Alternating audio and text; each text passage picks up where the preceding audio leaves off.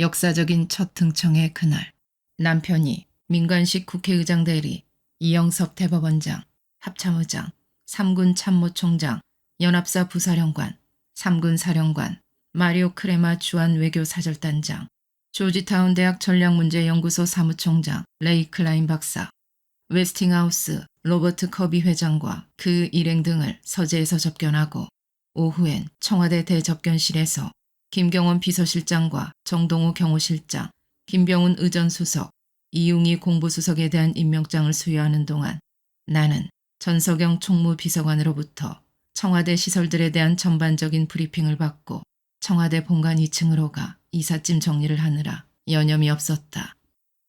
그 시절 청와대는 본관과 몇 동의 부속 건물로 구성되어 있었다. 본관에는 대통령 집무실을 비롯해 대통령 접견실, 영부인실, 영부인 접견실, 비서실, 회의실, 그리고 대통령 가족의 주거 공간이 있었고 부속 건물은 비서실, 경호실, 영빈관 등으로 이루어져 있었다. 내가 직접 둘러본 청와대의 첫인상은 구석구석 모두 의외로 무척 검소하다는 것이었다. 역대 대통령들께서는 그곳이 대통령 관저로 사용된 이래 수많은 격동과 시대의 변화 속에서도 30년간이나 그 좁은 관저를 그때그때 수리해가며 검소하게 살아오고 있었던 것이다. 바깥 세상에 있을 때는 전혀 상상하지 못했던 청와대 생활의 소박함이었다. 그날 내가 청와대 풍경에서 정겨움보다는 비극적 기운을 느꼈던 것은 흔히 세인들로 하여금 청와대를 흉가라고 부르게 한 바로 그 음울함 때문이었다. 이승만 대통령의 하야, 유경수 여사 암살, 박정희 대통령 시해 사건 등 악몽처럼 청와대의 주인들에게 잇따랐던 비극의 역사는 저 먼 옛날이 아니라 기억도 생생한 현대사 30년 안에 일어난 사건들이었다. 박 대통령 시해 사건만 해도 내가 청와대에 서 있던 바로 그날로부터 불과 300여일 전에 일어난 일이었고 내 가슴속에는 아직도 그날의 충격이 오롯이 간직되어 있었다. 그 이름도 아름다운 푸른 기와집에 깃들어 있던 비극의 전통을 끊는 길은 과연 무엇일까? 어떻게 하면 이 거듭되는 비극의 고리로부터 벗어날 수 있을까? 그 길은 자명했다. 그분을 시작으로 청와대의 주인들이 임기가 끝나면 어김없이 청와대를 떠나고 새 주인을 맞아들이는 아름다운 권력의 순환이 이루어지게 하는 것뿐이었다. 그러므로 어쩌면 난국에 처한 나라를 책임맡은 남편이 감당해야 할 수많은 책무 중에서도 평화적으로 정권을 이양하는 새 전통을 세우는 바로 그 일이야말로 가장 절실한 시대적 과제라는 생각이 들었다. 청와대 본관은 대통령 집무실과 접견실이 있는 공적 공간으로서의 1층과 사적 공간인 2층으로 분리되어 있었다. 청와대의 2층이 우리 가족이 새로운 삶의 보금자리로 삼아야 할 공간이었다. 그런데 그중 본관 2층도 일부는 비서실장실을 위한 공간으로 사용되고 있어 그 나머지 공간이 대통령과 그 가족을 위한 주거 공간이 되는 셈이었다. 우리 가족만의 살림채로 들어서자 나는 우선 길고도 커다란 방이라기보다는 마치 큰 홀처럼 느껴지는 공간을 만났다. 그 방이 가족실이라고 했다. 가족들이 함께 많은 시간을 보내는 장소라서 그런지 한가운데에는 우리 눈에는 꽤 커 보였던 텔레비전 세트가 설치되어 있었다. 텔레비전 앞쪽으로 대통령 접견실에서 보았던 것과 같은 연한 크림색의 큼직한 응접 세트가 놓여 있었고 그 뒤편으로 평범한 모양의 8인용 사각 식탁이 놓여 있었다. 특이한 것은 가족실 안쪽으로 나 있는 작은 창문들이었다. 흡사 일본 제국주의 시대의 학교 건물에서나 볼 수 있었던 모양의 그 작은 창문을 통해 단아하게 조약돌이 깔린 아름다운 우물정자 모양의 청와대의 작은 정원이 내려다 보였다. 우리 부부를 위한 공간으로는 침실과 한실이 있었다. 한실은 허리디스크로 고생하시던 최규하 대통령 영부인 홍기 여사를 위해 특별히 온돌로 개조된 곳이라고 했는데 넓어도 따스한 분위기를 풍겼다. 그분을 위해서는 작은 서재가 한 칸 따로 마련되어 있었다. 그 외에도 방이 3칸이나 더 있어 집안내가 끝난 후 나는 우선 큰아이와 딸에게는 각각 방 하나씩을, 그리고 막내와 둘째는 둘이 한 방을 쓰게 하는 것으로 마음속의 방배정을 끝냈다. 워낙 온갖 정성을 들였던 작은 연희동 집에만 익숙해 있던 탓이었겠지만 처음 대한 청와대는 생각했던 것보다도 훨씬 더 정을 붙이기가 힘든 인상이었다. 모든 것이 가정집이라기보다는 구조도 기능도 마치 무뚝뚝한 호텔 같았다.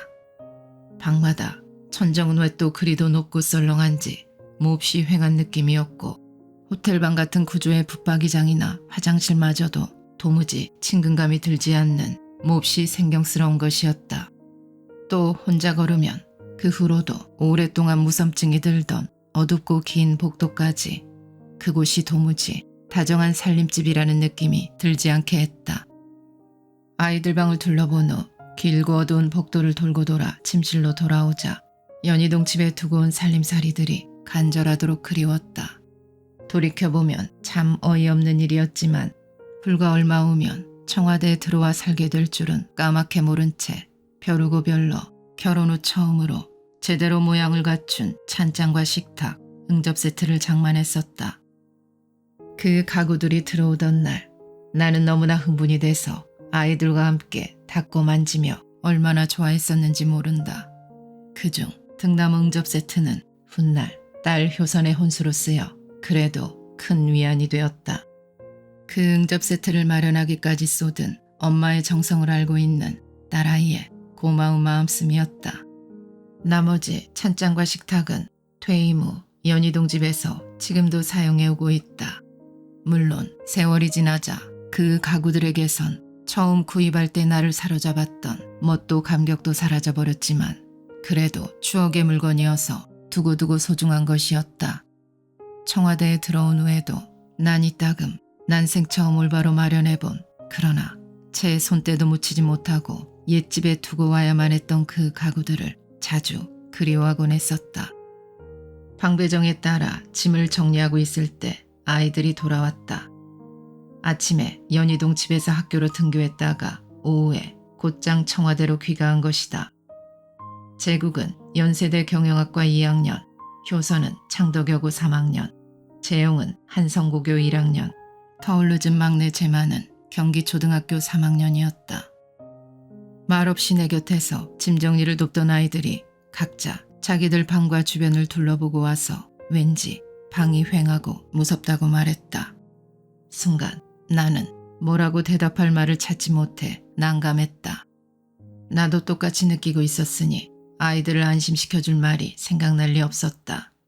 궁색한 대로 첫날이고 집이 너무 커서 그러니 금방 괜찮아질 것이라고 다독여준 후 아이들을 재촉해 그분의 퇴근 시간 전에 짐 정리를 마치도록 서둘렀다.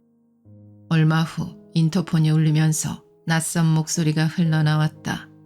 각하 퇴청하십니다. 저녁 6시 그분의 첫 청와대 근무가 끝난 것이다.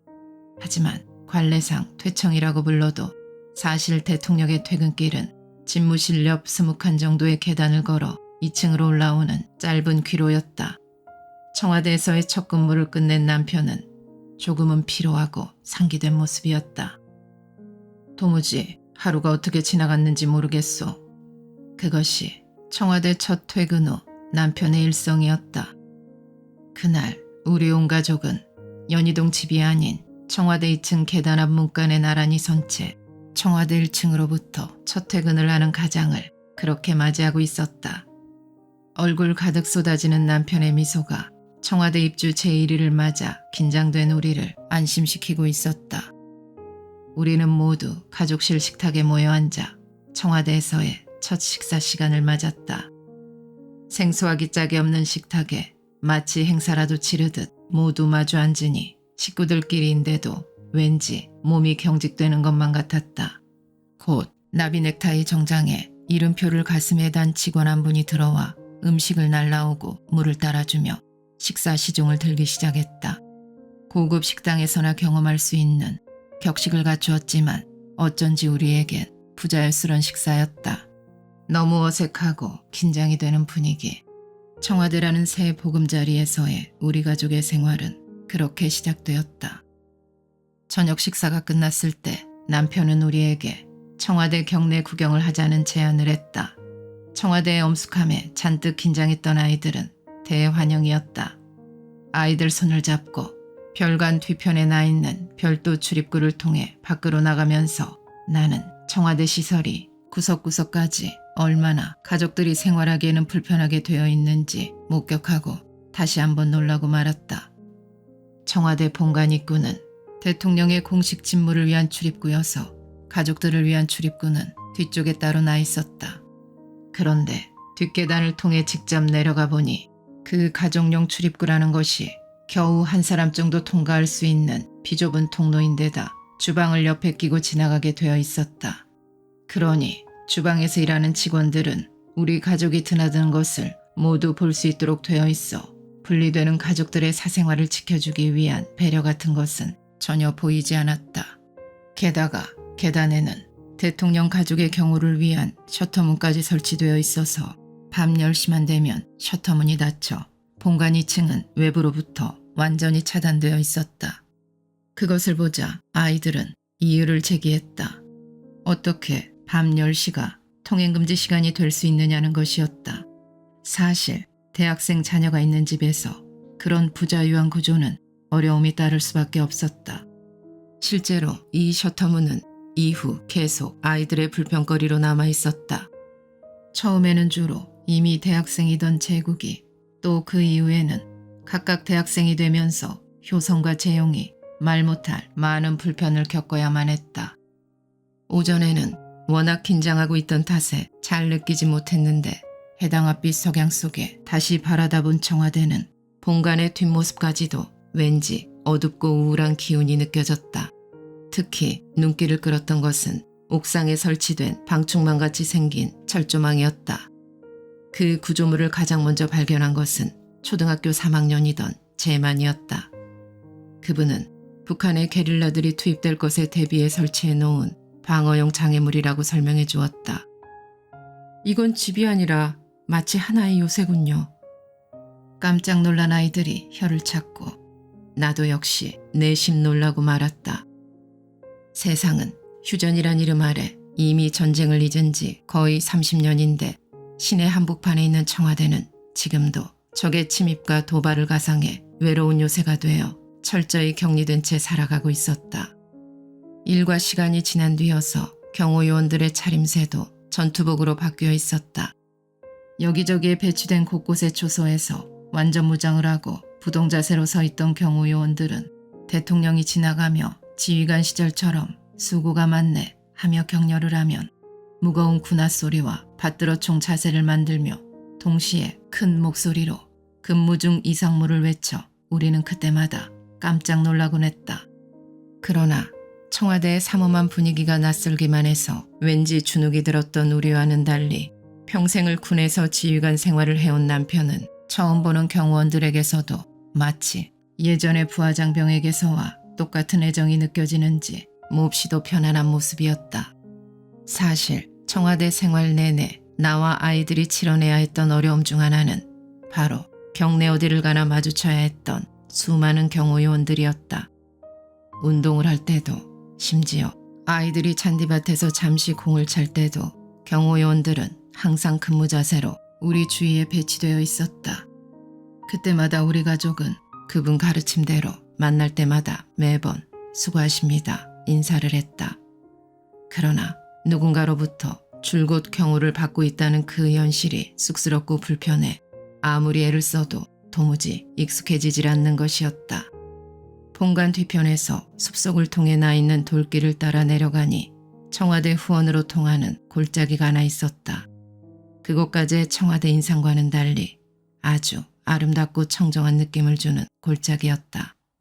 제법 장대한 나무들이 수려하게 숲을 이루고 있는 사이를 조금 걸어 내려가자 상춘제라는 현판이 붙은 목조 건물 한 채가 눈에 들어왔다.